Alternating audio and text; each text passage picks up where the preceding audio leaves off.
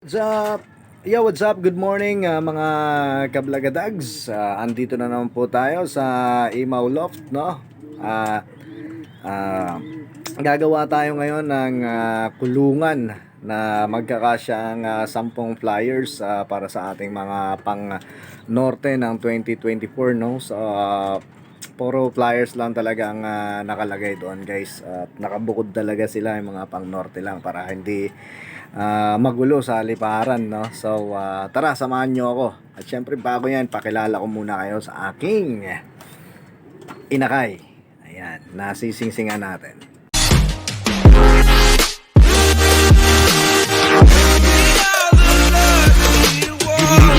DJ Timaw.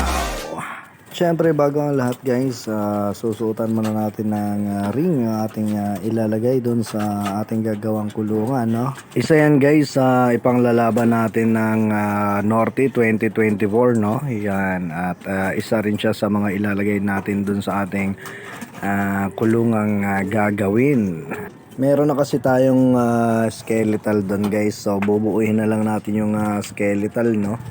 At lalagyan na lang natin ng steel matting. Pagkakatansya ko, guys, mga nasa 10 ibon din ang magkakasya doon na puro pliers lang. Etong inakay na to, guys, bali isa lang napisa nito, no? So dalawa sana to. Yung isa hindi natuloy kasi gawa nga ng hindi nakalabas yung inakay at di ko rin naagapang kaagad na tulungan na makalabas, no? So sayang. Anak to ng aking Tora cross ng Terminatoy. Bale yung kak natin, guys, na si Terminatoy is kulay blue bar yun na may mga white flight, no? Tapos merong konting puti-puti sa ulo at saka sa dibdib. At ang hen naman nito is kulay puti na may mga spot-spot na black. Kaya ano kayang kalalabasan ng kulay nito? A few moments later.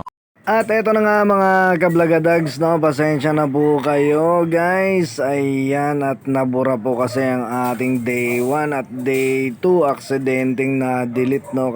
Nakasama siya nung babawas ako ng mga files. Kaya diretso day 3 na tayo. Ayan, so medyo buo na yung ginagawa nating kulungan, no? Bali, ayan nga yung sinasabi ko sa inyong skeletal. Tapos nilagyan ko na lang siya ng steel matting, guys. Ayan, binili ko sa halagang 350 lang, napakamura, no? At ginawa ko, guys, di ko na winelding kasi yung mga skeletal na yan is di tornilyo siya. So yung mga steel matting sinukatan ko na lang, tapos pinutulan, tinatali-talian ko na lang siya ng alambre. Matibay naman yung pagkakapit, guys.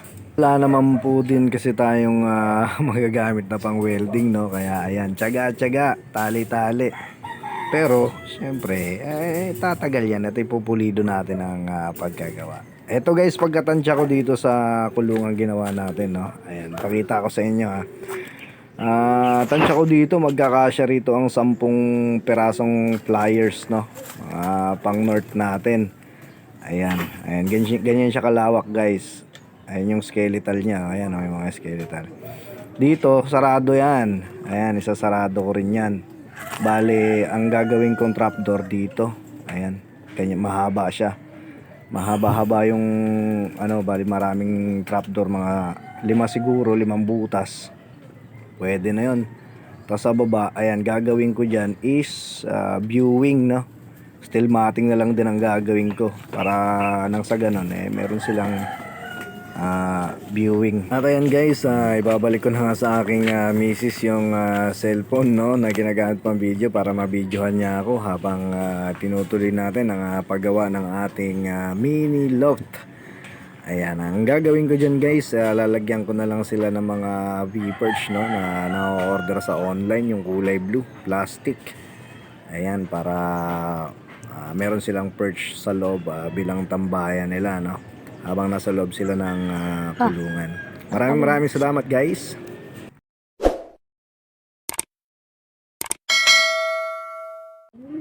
At ayan na nga, guys, update nga pala sa ating naglilimlim na ibon, no, na si Taiwan. Ayan, ito si Taiwan guys, galing kay Kuya Nonoy Matnog. Bali, anak ng pure Taiwan yan. So, eto guys, yung pares niya, bali, anak niya na talaga to. No? Kay cross ng ano ba to? Yung hiniram ko dati na Ibon Stichelbot na ring combine siya, no? Combine ring siya ng BSHPC. Ayan na yung kinalabasan. Kaso nga lang guys, na disgrasya kasi to. Na disgrasya siya, no? Dinaga. Pero lumaban siya guys, kaya ayan, punit yung ilong niya, no? Tapos nagkaroon siya ng panot. Ayan, so silang magnanay is nagkaroon na naman sila ng itlog. Ayan, nililimliman. Sana maganda yung kalalabasan ng inakay. At isa rin yan sa ilalaban natin ng 2024 Norte guys. Oo nga pala, maraming salamat sa mga nanonood ngayon, no? Mga kablagadags. Thank you for watching. Ayan, makisuyo po ng like and share, no? Maraming salamat sa inyo. Happy flying.